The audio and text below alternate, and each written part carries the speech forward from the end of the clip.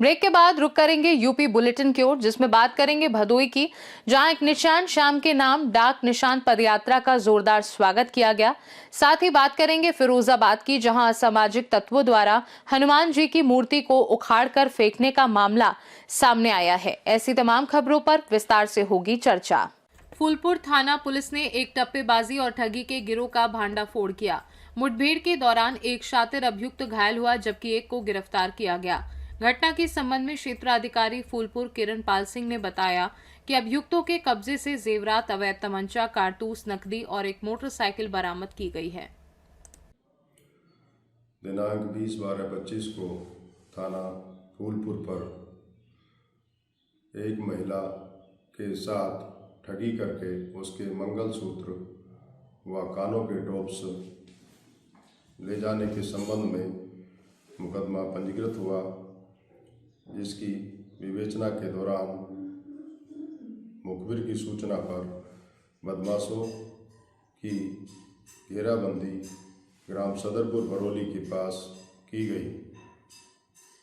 3 बदमाश मोटरसाइकिल से आते हुए दिखाई दिए, जिन्हें पुलिस पार्टी द्वारा रोकने का प्रयास किया गया, परंतु बदमाशों ने रुकने के बजाय पुलिस पार्टी पर जान से मारने की नीयत से फायरिंग कर दी। जवाबी कार्रवाई में पुलिस पार्टी द्वारा भी आत्मरक्षार्थ फायरिंग की गई, जिसमें एक बदमाश राजेश सनोप चंद्रभान निवासी रामपुर थाना दीदारगंज के पैर में गोली लगी तथा दूसरा बदमाश प्रमोद सनोप मधुबन निवासी खंजरपुर थाना फूलपुर को गिरफ्तार किया। आजमगढ़ से सीनू संवाददाता सीबी भास्कर की रिपोर्ट। 25 दिसंबर 2025 को महाराजगंज के विक्रमपुर गांव में एक निशान श्याम पदयात्रा का भव्य स्वागत किया गया। पदयात्रा जय श्री श्याम के जयकारों के बीच पहुंची, जिसमें स्थानीय लोगों और भक्तों ने फूल माल्या अर्पण कर श्रद्धांजलि अर्पित की। ये पदयात्रा हावड़ा कोलकाता से शुरू होकर खाटू श्याम दरबार तक जाती है। इस वर्ष ये यात्रा 5वीं बार आयोजित हो रही है। यात्रा में शामिल लोग पैदल चलते हुए 11 दिनों और लगभग 272 घंटे में खाटू श्याम दरबार पहुंचते हैं। यात्रा मार्ग में झारखंड, बिहार, यूपी, राजस्थान और अन्य राज्यों से होकर गुजरना पड़ता है। इस अवसर पर पदयात्रा में मुकेश गोयल, रिंकी पांडे, रविशंकर पांडे, अंकित अग्रवाल, अनिल पोद्दार, कमल बगड़िया और अन्य लोग उपस्थित रहे।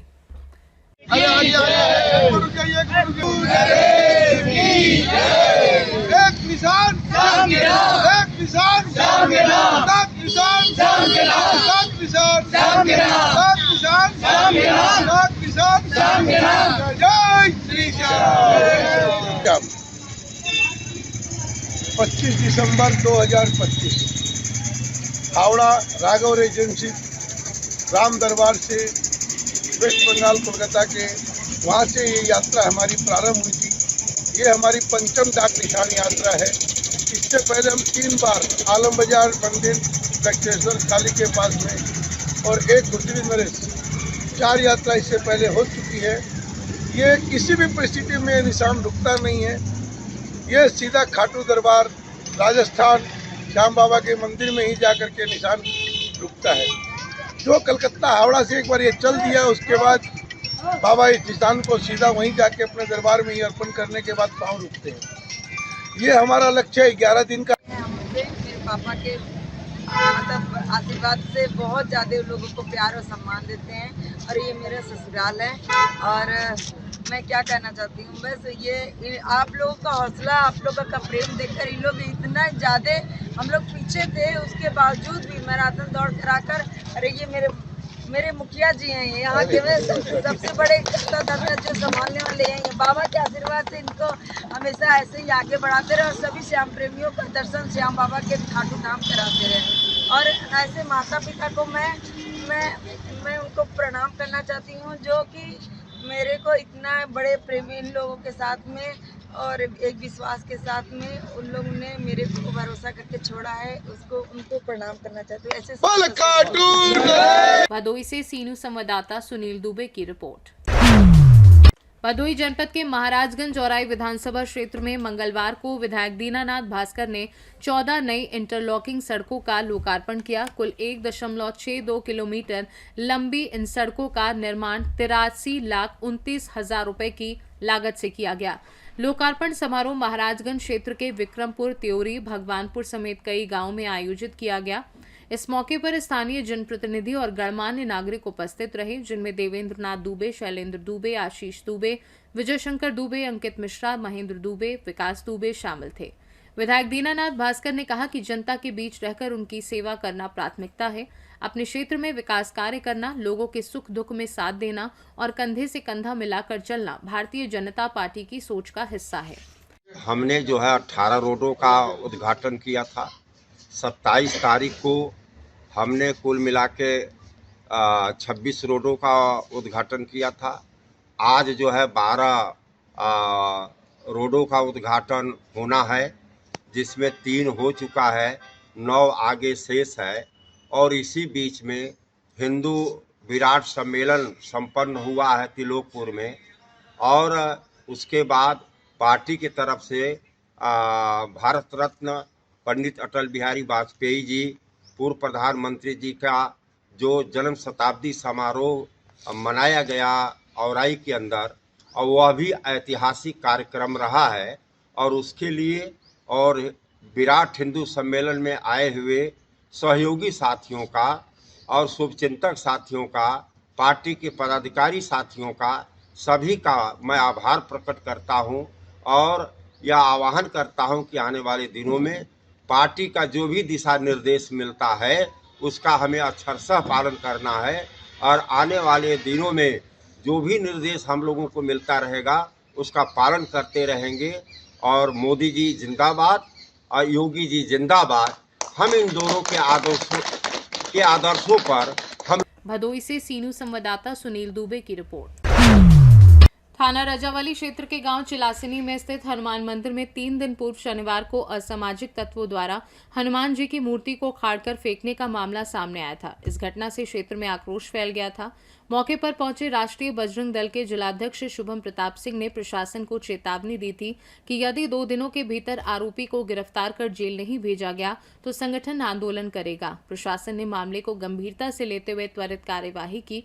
रजावली पुलिस ने 2 दिन के भीतर आरोपी को गिरफ्तार कर जेल भेज दिया, जिससे क्षेत्र में शांति व्यवस्था बहाल हुई। मंगलवार को राष्ट्रीय बजरंग दल के जिलाध्यक्ष शुभम प्रताप सिंह अपने कार्यकर्ताओं के साथ गांव चिलासनी पहुंचे। वहां विधि विधान से हनुमान जी की नई मूर्ति की स्थापना की।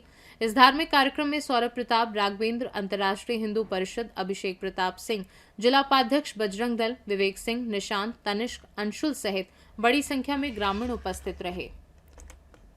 फिरोजाबाद से सीनू संवाददाता ताहिर की रिपोर्ट। अपर पुलिस महानिदेशक कानपुर जोन और पुलिस महानिरीक्षक झांसी परिक्षेत्र के निर्देशन में पुलिस अधीक्षक जालौन डॉक्टर दुर्गेश कुमार के नेतृत्व में कोतवाली, उरई पुलिस और थाना एएनटीएफ बाराबंकी की संयुक्त टीम ने अवैध गांजा तस्करी का भांडाफोड़ किया। पुलिस ने 2 अभियुक्तों को गिरफ्तार किया, जिनके कब्जे से 81.824 किलोग्राम नाजायज गांजा बरामद हुआ, जिसकी अनुमानित कीमत लगभग 15 लाख रुपए बताई गई। इसके अलावा अभियुक्तों के पास से एक ऑल्टो 800 कार और एक एंड्रॉयड मोबाइल भी बरामद किया गया। मामले में आवश्यक विधिक कार्यवाही की जा रही है। सर, थाना कोतवाली उरई पुलिस द्वारा 2 अभियुक्त गणों को अवैध गांजे के साथ गिरफ्तार किया गया है। पूरा मामला क्या है?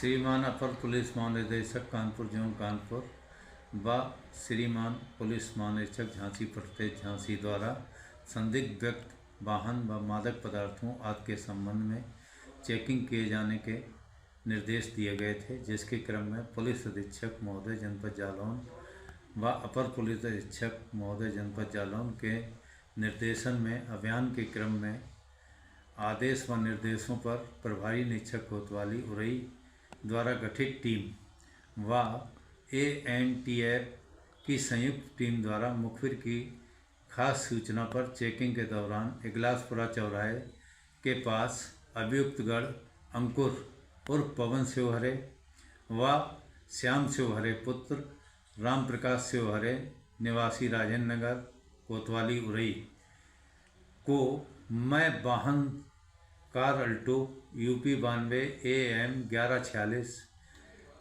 के साथ, जिसमें 4 अदद प्लास्टिक की बोरी में 81 किलो 824 ग्राम अवैध गांजा बरामद हुआ। श्याम हरे के पास से 1 अदद एंड्रॉयड मोबाइल फ़ोन बरामद हुआ। अभियुक्तों के कब्जे से बरामद गांजा के आधार पर दोनों अभियुक्तों को गिरफ्तार कर अग्रिम विधिक कार्रवाई कर अभियोग पंजीकृत किया जा रहा है। अभियुक्त गणों के विरुद्ध अंकुर शिवहरे पर 6 अभियोग तथा श्याम शिवहरे पर 3। जालौन से सीनू संवाददाता जितेंद्र कुशवाहा की रिपोर्ट। जौनपुर जिले के मड़ियाओं तहसील क्षेत्र के शेखपुर गांव में उस समय सनसनी फैल गई जब जिलाधिकारी के आदेश पर 11 दिन बाद एक युवक का शव कब्र से बाहर निकाला गया। मृतक की पहचान गांव निवासी 24 वर्षीय अबूजर पुत्र स्वर्गीय शकील अहमद के रूप में हुई है। बताया जा रहा है कि 19 दिसंबर को अबूजर की संदिग्ध परिस्थितियों में फांसी लगने से मौत हो गई थी। उस समय आसपास के लोगों और रिश्तेदारों की मौजूदगी में शव को कब्रिस्तान में दफना दिया गया था। घटना के वक्त मृतक की पत्नी आलिया गुजरात में मौजूद थी। घर लौटने के बाद मृतक की पत्नी ने जौनपुर पुलिस अधीक्षक और जिलाधिकारी को प्रार्थना पत्र देकर अपने पति की हत्या की आशंका जताई और पोस्टमार्टम कराए जाने की मांग की। महिला का आरोप है कि उसकी गैर मौजूदगी में मामा व अन्य रिश्तेदारों ने मिलकर शव को दफना दिया, जिससे संदेह और गहरा गया। जिलाधिकारी के आदेश पर उप जिलाधिकारी नवीन कुमार की मौजूदगी में कब्रिस्तान से शव को बाहर निकलवाया गया और पोस्टमार्टम के लिए भेज दिया गया। जौनपुर से सीनू संवाददाता सोनू गुप्ता की रिपोर्ट। थाना चुनार क्षेत्र में आज सूचना मिली कि एक व्यक्ति ने अपने पड़ोसी की हत्या कर दी और उसके बाद स्वयं आत्महत्या कर ली। मौके पर पहुंची पुलिस ने जांच में पाया कि मृतक प्रेमलाल और कातलाल दोनों पड़ोसी थे और वर्षों से साथ रहते थे। स्थानीय पुलिस के अनुसार दोनों के बीच किसी बात को लेकर विवाद हुआ और कातलाल ने धारदार हथियार से प्रेमलाल पर हमला कर उसकी मौत कर दी। तत्पश्चात कातलाल ने खुद भी आत्महत्या कर ली। प्रेमलाल के परिजनों की तहरीर के आधार पर मामले की जांच और अग्रिम वैधानिक कार्यवाही की जा रही है। दोनों मृतकों के शव का पंचनामा भरकर पोस्टमार्टम के लिए भेजा गया है। पुलिस ने बताया कि क्षेत्र में कानून और शांति व्यवस्था सामान्य है।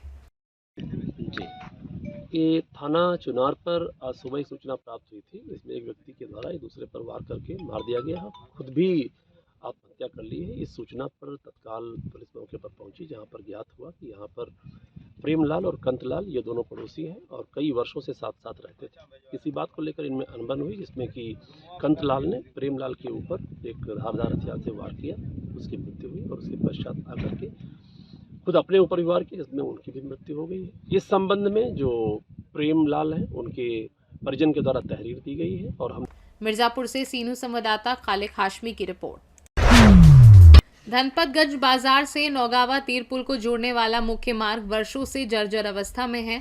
सड़क की बदहाली से परेशान ग्रामीणों ने पूर्व ब्लॉक प्रमुख यशभद्र सिंह उर्फ मोनू के नेतृत्व में जिलाधिकारी को ज्ञापन सौंपकर मार्ग का शीघ्र निर्माण कराने की मांग की है।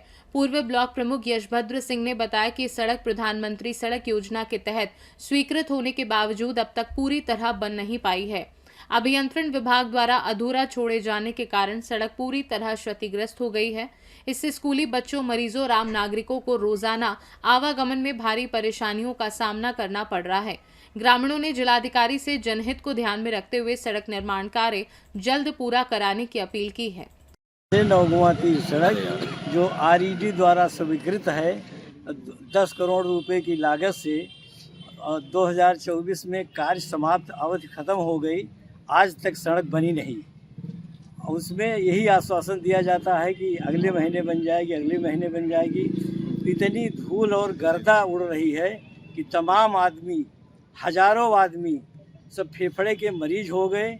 माइक के नीचे हम लोग जब नीचे आते हैं तो वहाँ पर लगभग 50 आदमी के गांठ, पैर, सर फट गया। हाँ, एक्सीडेंट ज़्यादा हो रहा है। इतना ज़्यादा ख़राब है कि RED वाले उसको नज़रअंदाज कर रहे हैं। इसीलिए हम लोग आज DM साहब के यहाँ एकत्रित होकर पूरा 20 गांव के आदमी आए हैं। वहाँ से क्या आश्वासन मिला? वहाँ से आश्वासन मिला, DM साहब ने बताया कि मैं टीम गठित कर रहा हूँ और RES की टीम, RES के एक्सीडेंट जाएंगे और उसको देखेंगे, उसकी कार्यवाही हो गई। कहा गया वहाँ कई बार गिट्टी मोरंग गिरा, चोरी हो गया, इस पर क्या कहेंगे? चोरी नहीं हुई,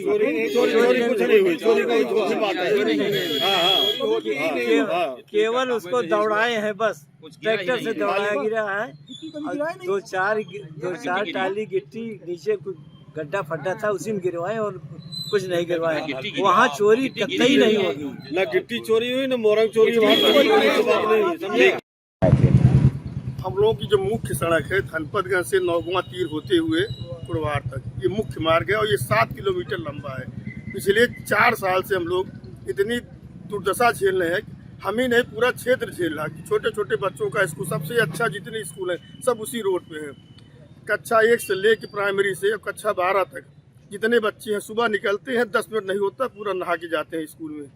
उतनी गंदगी में कौन जाएगा? ना कोई पूछने वाला है ना कोई देखने वाला है। लगातार चाचा लोग सब लोग मतलब 20 गाँव के लोग यहाँ जाए हैं, सब प्रयास करके थक गए, कहीं कोई सुनवाई नहीं हो रही है। भाजपा सरकार में कहा जाता है कहीं गड्ढे नहीं है। ये तो मौका देख लीजिए ना, तो पता लग जाएगा गड्ढे। हम तो बाकायदा दीदी फोटोग्राफ सहित हम डीएम साहब को ज्ञापन दिए हैं। क्षेत्र में 80% सड़क खोलने दीजिए। तो क्या डीएम साहब द्वारा क्या आश्वासन? डीएम साहब ने अभी कहा कि आज हम टीम गठित करके आज मौके भेज रहे हैं, फिर जैसा भी हुक्म तत्काल। सुल्तानपुर से सी न्यूज़ संवाददाता वाजिद हुसैन की रिपोर्ट। यूपी बुलेटिन में फिलहाल के लिए इतना ही। बने रहिए सी न्यूज़ भारत के साथ, हर खबर आपके साथ, आपके हाथ।